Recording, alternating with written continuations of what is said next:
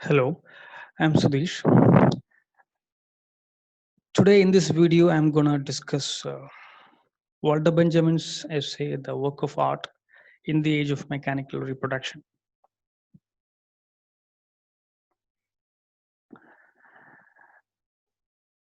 Now, overall, if you look at the essay, this is a landmark essay in the understanding of the clear transition from tradition to modernity.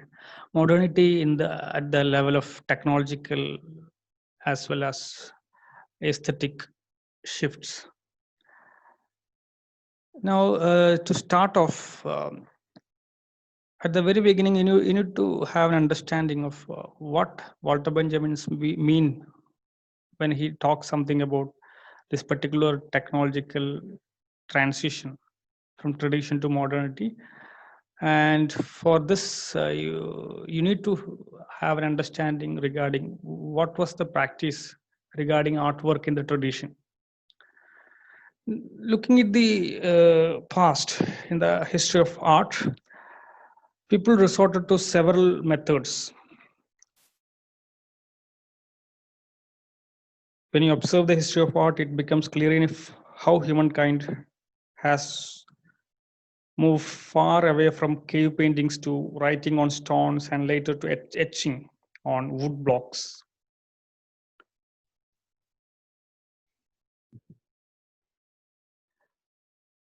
Moving on to the next slide. In this essay, Walter Benjamin provides a very clear historical survey on various types of artworks. Actually, this is a trajectory from manual labor to mechanical labor. Now let us see what was the state of affairs in the manual phase of doing artworks.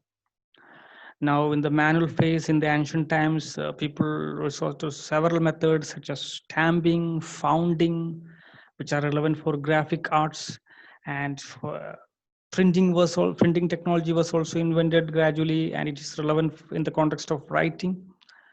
And you can also note that there were engraving, etching, and wood cutting. And later on, you also have lithography. Now, what is new?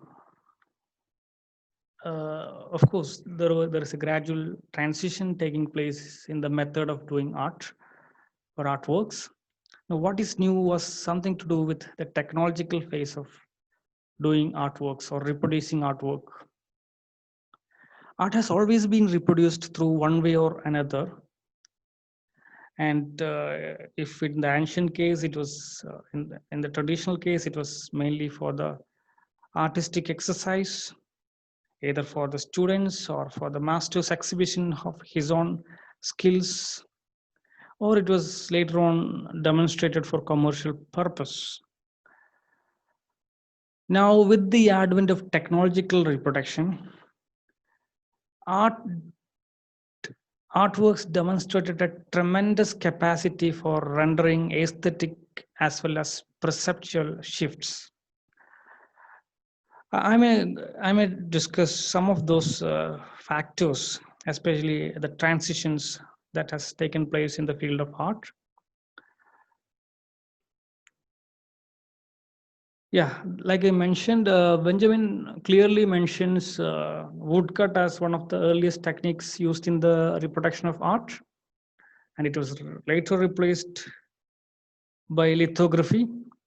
And then with lithography, you have much advanced level of reproduction, and the numbers as well as the variations you can expect more with the advent of lithography. And after lithography is what our focus here. And by the way, this particular advent of lithography kind of placed art in the everyday life, in the everyday domestic life of the society. And it was, of course, under the influence of growing materialism, the growing industrial revolution, which was gaining momentum that those times. Now, moving on to the machine age, especially in the later half of 19th century and the starting of 20th century, uh, we have a new technology called photography. The invention of photography catered to the demands of the emerging materialistic as well as consumerist society. So, what is so special about photography? Because in photography, the main change with photography you can explain like this: photography drew the hand of artist away from the canvas of a painter, because in photography it only depends on the use of the eye. Now what could be drawn by hand by a painter could now be captured in a few moments through the lens of the camera. This has of course accelerated the reproduction of art to a much higher speed, and it has also exploited a lot of manipulative properties of artworks. I'll come to that point a little later.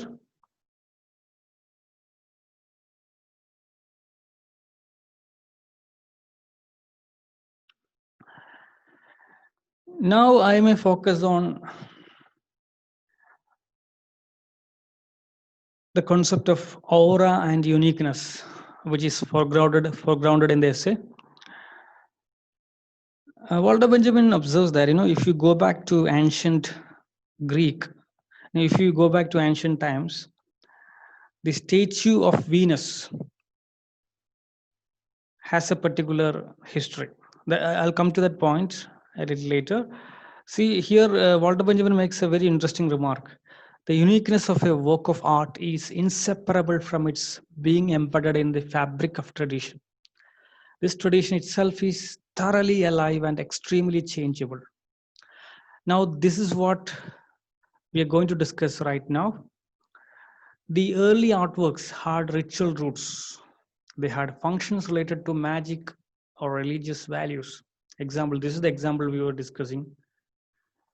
Statue of Venus. This statue of Venus was regarded as an object of veneration. It was an object of reverence, devotion for Greeks, for the Greek people, for the Greek civilization in the ancient times. But it turned out to be a very ominous, harmful object for the clerics of the Middle Ages. And what does it show? It shows that the values are unique. The values of an artwork is very unique, subjected to their specific historical time.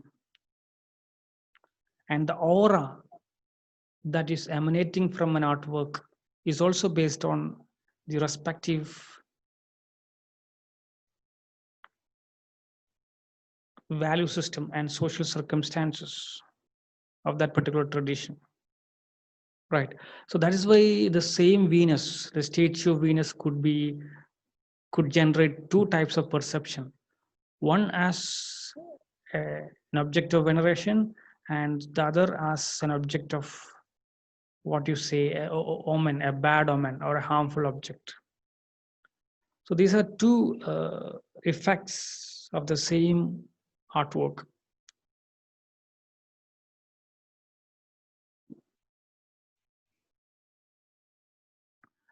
Now, moving on to the next slide. You can note that there is a gradual shift from the notion of the sacred towards a secular society. In prehistoric times, work of art was an instrument of religion and magic, which is what we have just discussed. And its emphasis is on its cult status, the cult status of the artwork. Later it became recognized as a work of art for artistic function, as in the case of technological reproduction, as in modernity, where the emphasis is more on the exhibition value, where those notion of sacred, those notion of aura and all is gone, and it's all something different entirely. So that is what we are going to discuss right now.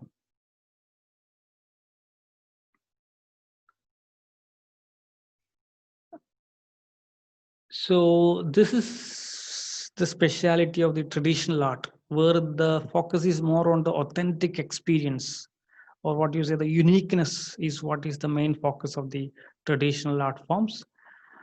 Whereas in the modern art forms, it is no longer the particular, what you say, the cult status. Those factors will become more evident with the invention of film and photography. I'll go to that point very soon.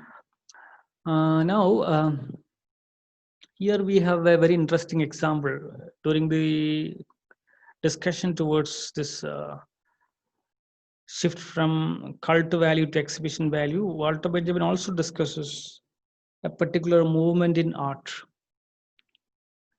Lot power lot. Lot power lot.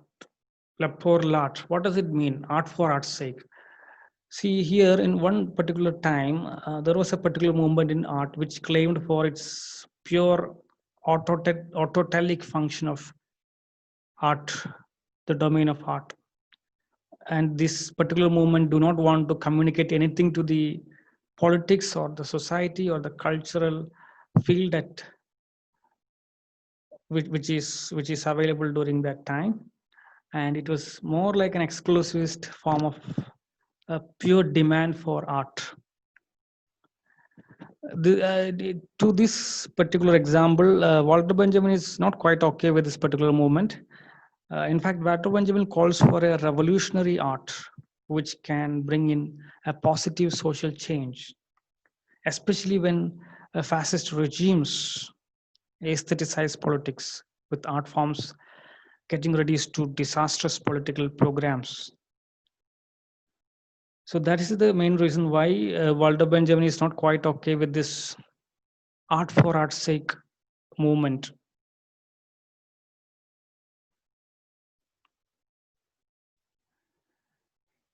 Now, moving on to the technological modernity, here the focus is more on the role of technical reproduction or technical perfection, because the fitness for exhibition is what matters here.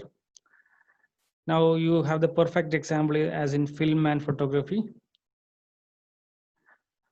Now, if you look at the photography, the film negative, if you focus on photography, the film negative, out of which you can produce a number of copies. And what does it show? It shows that none of the copies are authentic, because all of those copies are reprints. And by the way, what is authentic here? When authenticity of an artwork ceases, the function of art is reversed from being based on ritual values to market values.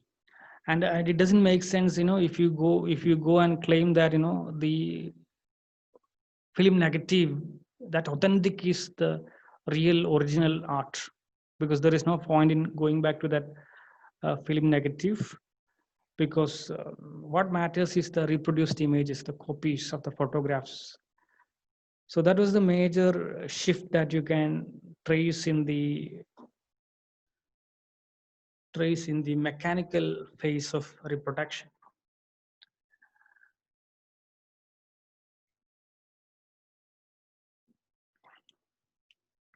Now I may focus more on the shift, the transition part from cult value to exhibition value.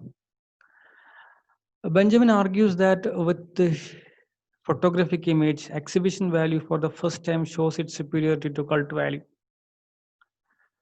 Those details will be discussed shortly. Reproducibility takes the original object away from a fixed location and redistributes it in a more accessible way, making it available to a wider audience. Here, Benjamin offers a subtle, and here one major point to be noted. Benjamin also offers a subtle criticism that the masses are seeking distraction in the work of art, especially in the modern context. Whereas the art lover, the true art lover, supposedly approaches it with concentration. In that sense, it doesn't outrightly celebrates mass culture. So the important point to be noted here is that on the one hand, Benjamin says that when you go back when you go back to tradition, there is a lot of cult value, there is a lot of aura and the notion of sacred associated with the artwork, but which is not present in the modern forms of art, especially the photography and cinema. But then this particular reproduction, photography and cinema, this mass scale of reproduction, it also bring in certain level of distraction, and the masses are quite okay. The masses are quite okay with this distraction, and they want to get distracted in the work of art. Like they see, if you talk about the present scenario, people just want to switch on their mobile phones and Google, or they want to go to social media platforms and just scroll down so many profiles, so many videos, so many photographs, so many things. So basically, this is there is an element of distraction, and that easy distraction is what brings pleasure for the masses. And Benjamin is not quite okay with that. For Benjamin, the true art lover approaches art with full concentration. Um, so if you really want to differentiate this change, you can differentiate in the sense uh, of popularization versus exclusivity. Technologically reproducing a work of art means a lot. Now, what is at stake here in the technological reproduction of a work of art? Now, what is at stake? If you ask that question, it takes away a space for contemplation. What is this space for contemplation? This, for a true art lover, this space of contemplation is very important. Now, it takes away space for contemplation, and that was originally so important to art viewing, making the contemporary artwork available to a wider and more distracted audience. Which means, in the modern forms of artworks, the contemporary artworks, what is missing is this particular space for contemplation, deep contemplation. Of course, the modern art forms are more accessible and more popular, unlike the old art forms, which were exclusivist, which was more or like elitist. But with the emergence of mass media, everything becomes easily available. Now, when this artworks becomes easily available, it comes down to a matter of accessibility, as in technologically modern space. And if you look at tradition, it is all about reverence, aura motivated reverence. So, what is the overall effect of this technological modernity? The general audience, the masses, are pushed towards easy distractions by mass media. And in that sense, Walter Benjamin says that this is why the depth factor or the cult value of an artwork is no longer relevant or desired in the modern context.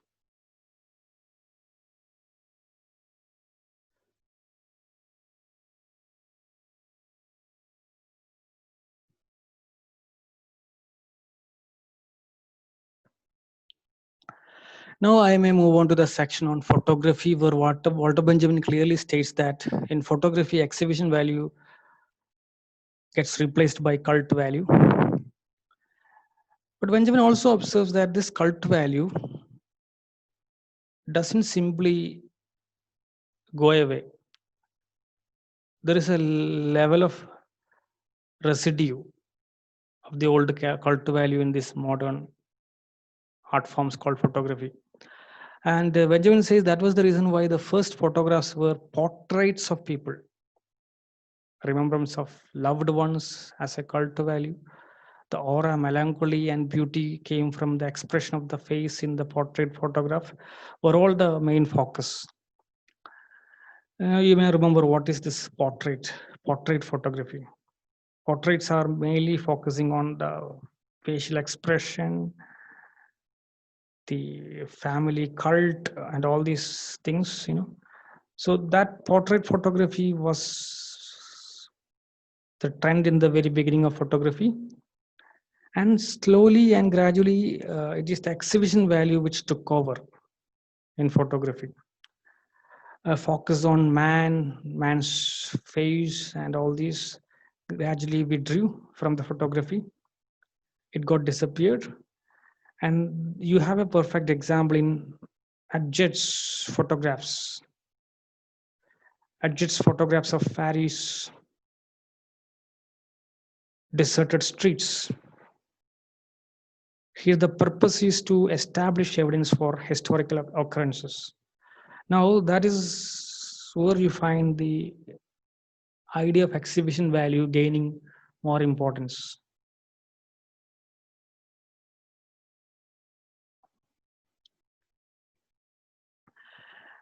Now, I may talk about this idea called appeal of the aura. What is aura? If you look at a painting or image within its original form and state holds certain uniqueness of its history, which Benjamin describes as the aura of art.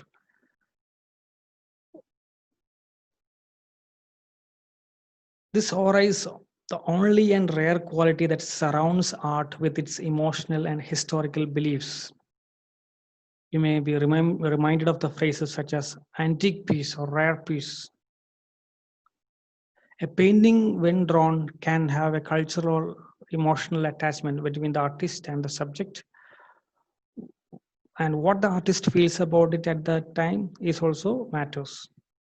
But on the other hand, the photographs of the same subject can be adjusted or welded for a different audience at different times, portraying different meanings, losing its original aura. Now, here, what we find is a clear demarcation between painting and photograph.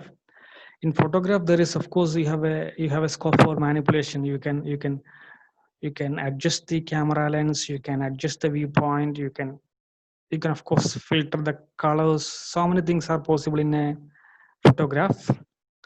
But in painting, it is actually that particular uniqueness is what matters in painting, right? So that is why it becomes more unique. Painting becomes more unique, and it generates more of an aura.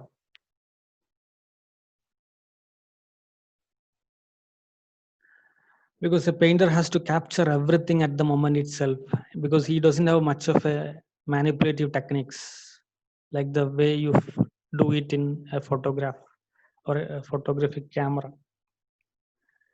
Now, moving on to the next slide. Here, Walter Benjamin quotes Charles Baudelaire's quotation. In the Saloon of 1859, Charles Baudelaire described photography as the art's most mortal enemy. Now, what would be the reason why Baudelaire describes photography as art's most dangerous enemy?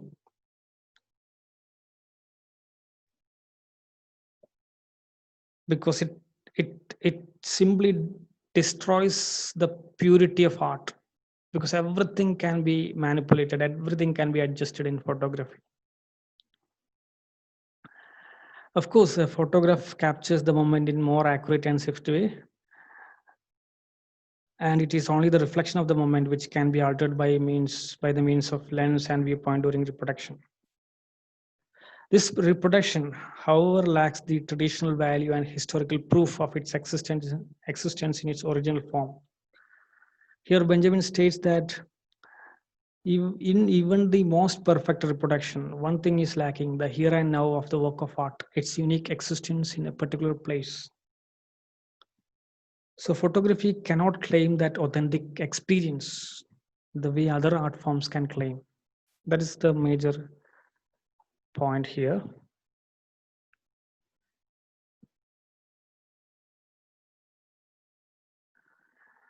Now, now I may discuss one more point and wind up the session. So here, the focus is more and more when it comes to technological modernity. The focus is more and more on manipulation, the manipulating the original, manipulating the real, or manipulating the authentic experience. and because the very idea of authenticity evaporates into thin air. Now, I may discuss one more point regarding the difference between the theater and cinema. In theater, in a drama, the audience witnesses the performance of an actors, the performance of actors, and they perform so naturally in a way that pleases the audience. Whereas when you come to the advent of film technology, there is a difference. What exactly is that difference? Unlike theaters, where you have to act spontaneously on the live occasion, in film technology, you have so many options available. In film, you can edit, you can manipulate, you can reenact many times, and you can find out the best shot. The director can find out the best shot while shooting a film, while recording an event of a film, right? Because that is the advantage of a film. So what does it show? It shows that more and more manipulation is happening in modern art forms, and that particular reproducibility, mechanical reproducibility, and the capacity to manipulate, or the capacity to make it more flexible, is what differentiate modern art from the traditional art. So I may go to the conclusion part now. Overall, Benjamin is, of course, a left-leaning critic. He makes two predictions here. Firstly, the art will lose its uniqueness and value under the influence of mass production. When you produce artworks in mass scale, what is missing is the uniqueness, or what is missing is the aura, the notion of what you say the sacred is what is slowly getting eroded there. It is one way a good thing, because this can imply a secularization of art forms. Secondly, Walter Benjamin also predicts that this mass production of art can influence the perception of the society, and gradually it can drive the society out of the clutches of capitalism, the evil effects of capitalism. That is the optimism expressed by Walter Benjamin here. So now the whole idea is all about reproducibility of artworks, right? This reproduction of art can contribute, on the one hand, manipulating the credible material. Manipulating the credible material can be in favor of the fascist and dictatorial nation states on the one hand, and on the other hand, it can also be used as a beneficial agent for a revolutionary politics of art. Now, this capacity for reproducing an artwork, it can either be appropriated for fascist regimes, or it can also be appropriated for revolutionary politics of art, where art itself becomes a harbinger of change. Now, to conclude, here the main observation made by Walter Benjamin is all about, he was also affected and afflicted by the fascist regime of Germany during that time. Of course, he was also one of the victim of fascist regime of that age. So he says that while fascist regimes try to aestheticize politics, you may be reminded of Hitler and all his Mussolini, or all those armies where where there is a uniformity, where the costume, the overall standardization, the everything looks very aestheticized. Even the art field is also controlled. When the press is also controlled by the political dictators. In such a scenario, in such situation, art has got a revolutionary purpose. Art cannot hide behind the dictum that art is for art's sake. Art has also a social purpose, a political purpose. And that is the reason why Walter Benjamin says that revolutionary art politicizes artworks towards the formation of a classless society. So I conclude here. Thank you.